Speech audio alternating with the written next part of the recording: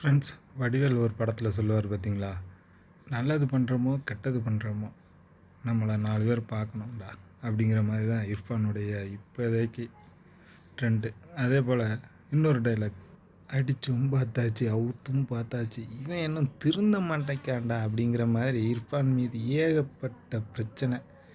அதாவது தன்னுடைய குழந்தைய ஆனா பெண்ணான்னு பாலினம் பார்த்து சொன்னதிலிருந்து ஒருபாடு பஞ்சாயத்து இர்ஃபான் மேலே.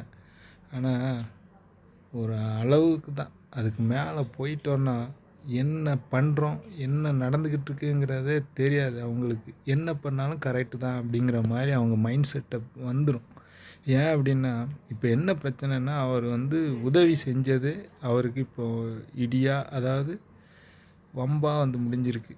என்ன சொல்கிறாங்க, நீ எப்படி காருக்குள்ளே இருந்து பொருட்களை கொடுக்கலாம், இது என்ன நிவாரண உதவியாடா பண்ணிக்கிட்டு இருக்கிறா அப்படின்னு எல்லோரும் திட்டிக்கிட்டு இருக்கிறாங்க. இப்போ அவர் உஷாரான அவர் ஏதோ தப்பு நடந்து போயிடுச்சுன்னு இப்போ மன்னிப்பு கேட்டிருக்கிறாரு. ஸோ இர்ஃபானுக்கு இது ஒன்றும் பெரிய, அதாவது புதுசு கிடையாது.